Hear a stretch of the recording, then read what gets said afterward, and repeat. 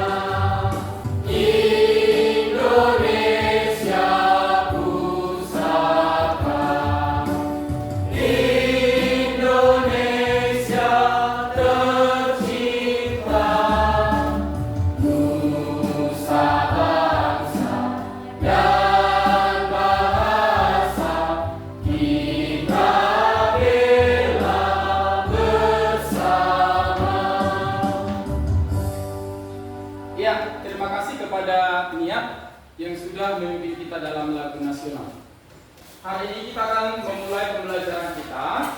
Ya, tapi sebelumnya kita ulas dulu pelajaran minggu lalu, yaitu di bab berapa?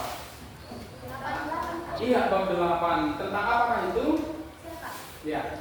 Tentang prinsip setia, adil dan kasih. Iya, benar. Baik, siapa di antara kamu yang bisa memberikan makna ataupun kesimpulan dari pembahasan kita di bab 8 minggu lalu? Oh iya, silakan, Beriaman. Baik, kesimpulan yang bisa kita ambil dari materi kita minggu lalu tentang prinsip setia dan kasih, yaitu ketiga prinsip ini membentuk dasar hidup orang Kristen dalam membangun yang benar dengan Tuhan dan sesama, serta menjadi imam dalam tindakan. Iya, benar sekali ya. Terima kasih kepada Priaman. Tapi yang pasti kita harus menerapkan prinsip kasih, kesetiaan dan adil di dalam kehidupan kita sehari-hari dengan meneladani Yesus di dalam kehidupan kita. Hari ini kita akan membahas tentang Allah menolak diskriminasi yang terdapat di bab berapa? Bab 9 ya. Ayo kita buka bukunya nak. Adapun tujuan pembelajaran kita yaitu yang pertama menjelaskan pengertian diskriminasi. Yang kedua, mengidentifikasi bentuk-bentuk diskriminasi dalam kehidupan kita sehari-hari. Yang ketiga, menganalisis pandangan Alkitab tentang diskriminasi. Yang keempat, menunjukkan sikap menghargai perbedaan dan menolak diskriminasi. Inilah yang menjadi tujuan pembelajaran kita hari ini. Baik. Sebelum kita masuk ke pembahasan, bila kita mendengarkan diskriminasi, kira-kira apa yang terlintas dalam benak kamu? Ada yang bisa? Oh iya, silakan. Kalau mendengar kata diskriminasi, saya langsung berpikir tentang ketidakadilan. Misalnya, seseorang yang dijauhi atau diremehkan hanya karena dia beda agama, suku, dan latar belakang. Rasanya tidak enak atau tidak bisa. Iya, sangat luar biasa sekali. Terima kasih kepada anak kami. Sebelum kita masuk kepada pembelajaran kita, mari kita saksikan video berikut ini. Mari kita simak ya nak. Yaitu film pendek tentang diskriminasi.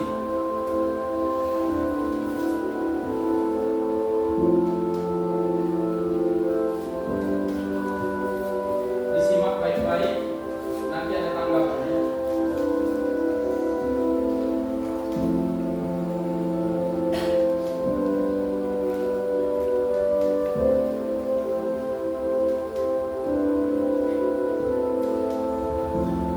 Namaku Zainul, dan ini adalah kisahku tentang aku dan diskriminasi. Sedikit bercerita tentang aku dan teman-temanku. Mungkin dengan mereka aku tidak berguna.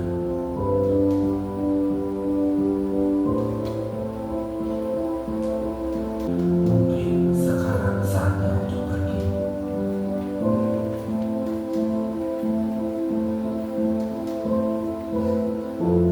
Meninggalkan semua keseharian ini.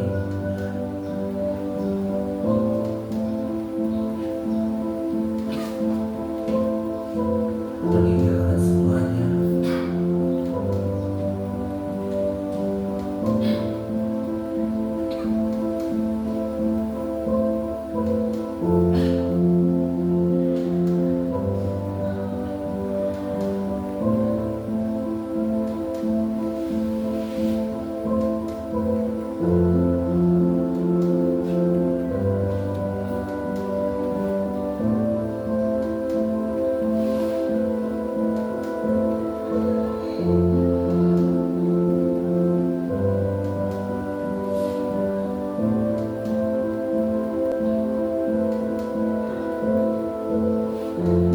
Tinggal dunia. Iya.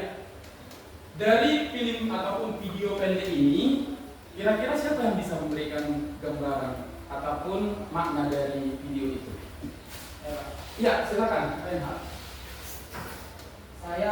Menurut saya kalau cerita itu menceritakan seseorang yang selalu dikucilkan sehingga dia menerima keterbelakangan mental dan dia yang meninggalkan dunia. Iya, benar ya. Ingat, tentang diskriminasi itu tidak boleh dipandang sebelah. Silakan dulu. Ya, karena berujung kepada kefatalan.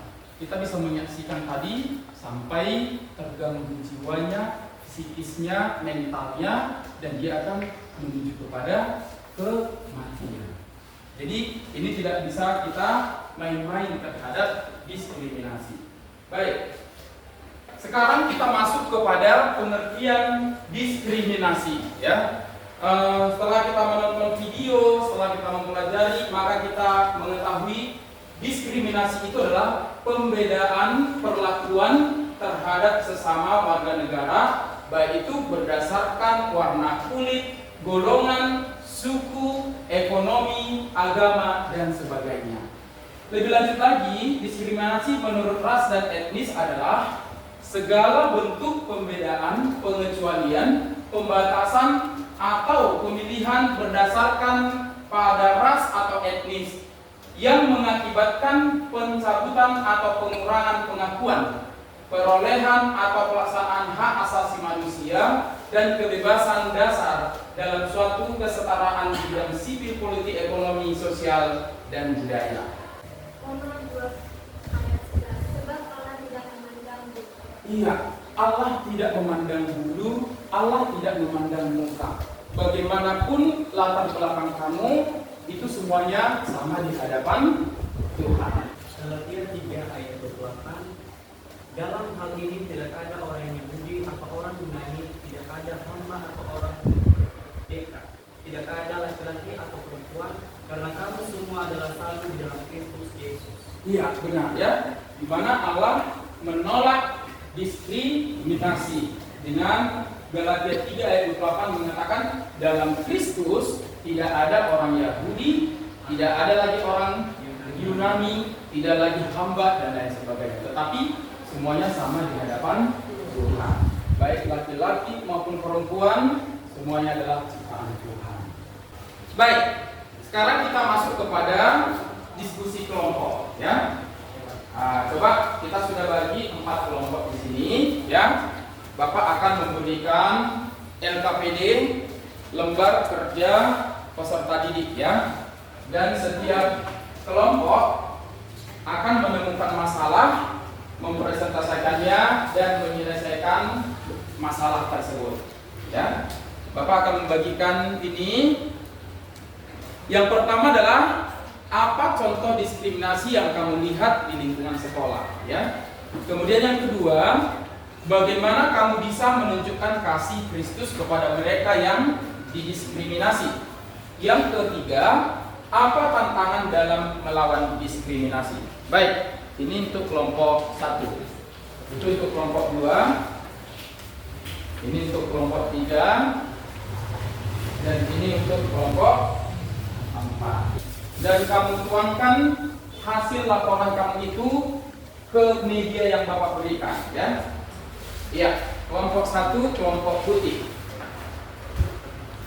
Ya, petunjuknya adalah kalian harus memberikan argumen, dan ini adalah sebuah masalah, ya, yang harus kalian selesaikan dengan menjawab ketiga pertanyaan ini dan tuangkan ke media yang sudah Bapak berikan. Selamat bekerja.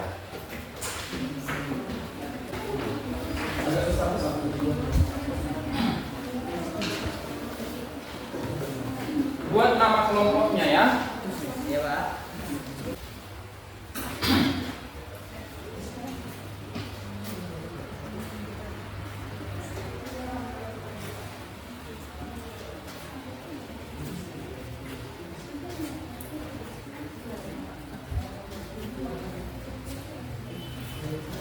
Dimana dengan kelompok 1 ketuanya Renhard, ya. Ya, Pak.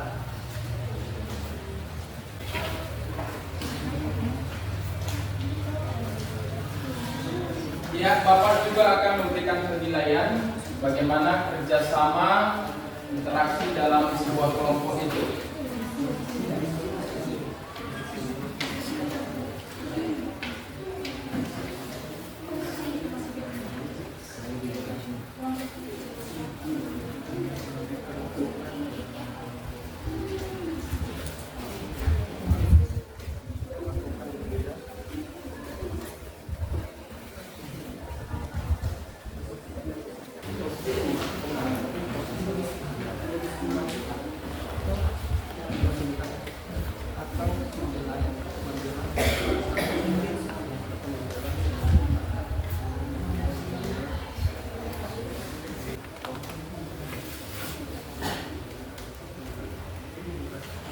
Baik, waktunya sudah selesai.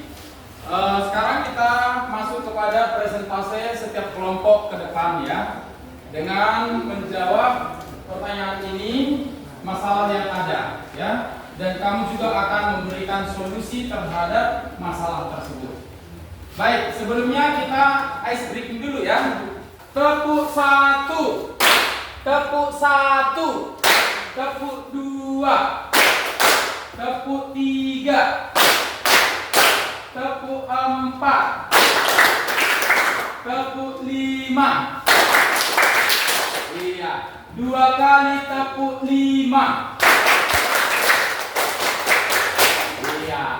Kami dari kelompok 1 ingin menyampaikan hasil diskusi kami mengenai permasalahan diskriminasi yang terjadi di lingkungan sekolah. Pertama-tama mari kita pahami dulu apa itu diskriminasi. Diskriminasi adalah perbedaan perlakuan terhadap sesama berdasarkan karakteristik tertentu seperti ras, suku, agama, jenis kelamin, usia maupun kondisi fisik ataupun mental.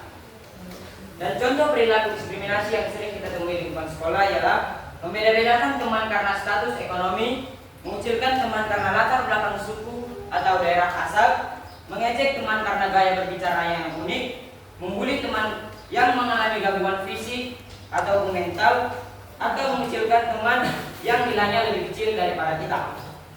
Dan bagaimana cara kita dalam menebar kasih Kristus kepada mereka yang didiskriminasi?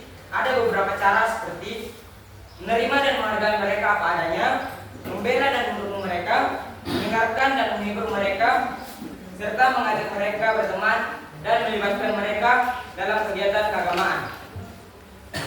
Perbuatan diskriminasi juga dapat kita lawan agar mereka tidak semena-mena kepada kita.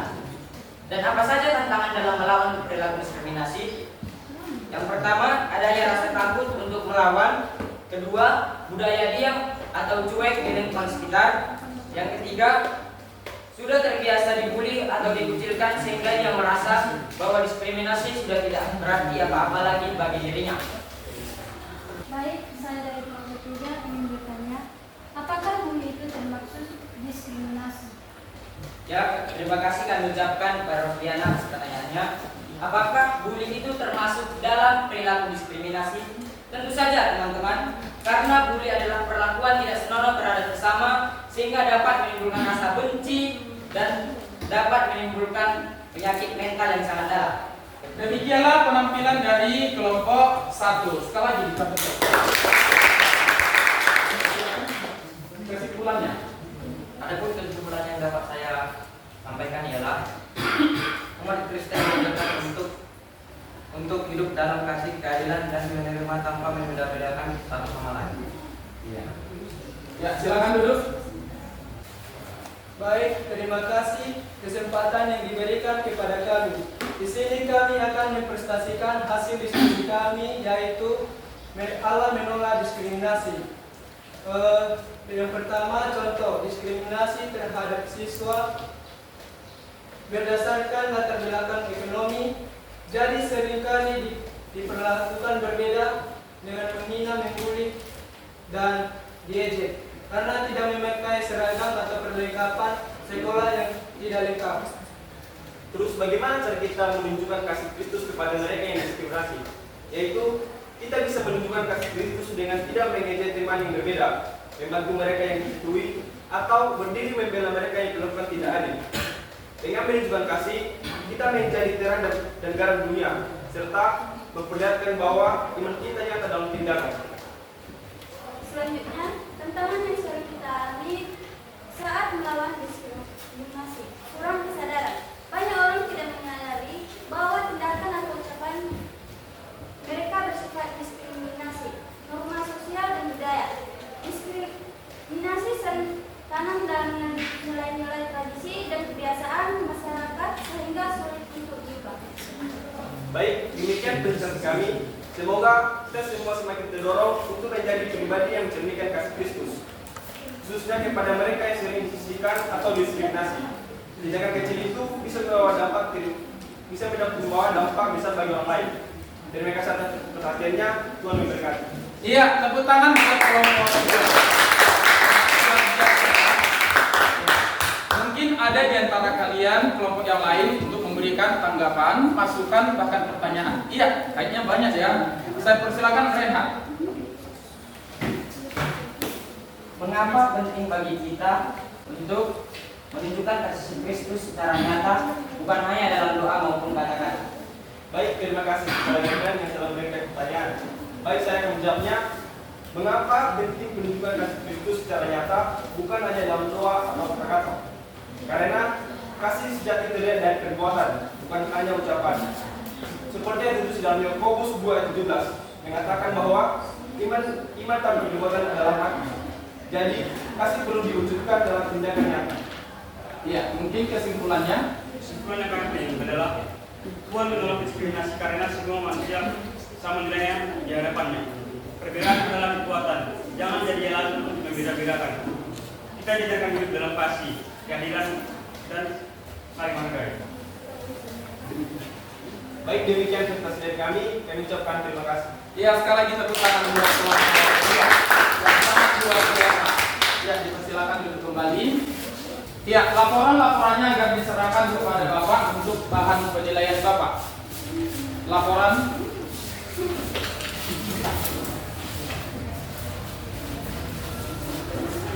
Kelompok 1, laporannya. Kalau saya perhatikan mulai dari kelompok 1, 2, 3, dan 4, kalian sudah menunjukkan bahwa kalian sudah mengerti tentang diskriminasi itu ya. Dan semuanya mantap-mantap, menguasai bahan dan sangat luar biasa sekali. Dan penanyanya juga semua pertanyaannya sangat berkualitas. Baik, untuk selanjutnya Bapak akan memberikan tugas. Ini untuk menunjukkan bagaimana kamu sudah semakin memahami dari materi kita tentang bab 9 Allah menolak diskriminasi. Ini adalah tugas mandiri ataupun tugas individual yang kita kerjakan sekarang juga. Ini adalah kuis dan kerjakan langsung di lembar LKPD ini. Ya.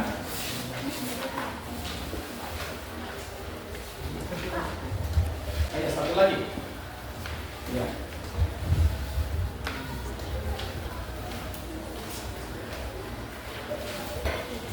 Masing-masing kerjakan secara mandiri ya, untuk semakin memperdalam materi kita. Selamat mengerjakan. Waktunya hanya 10 menit.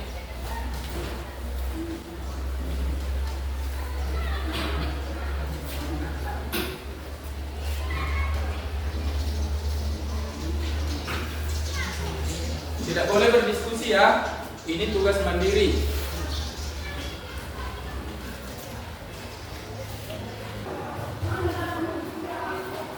Baik, waktunya sudah habis. Tugasnya dikumpul. Tugas mandiri.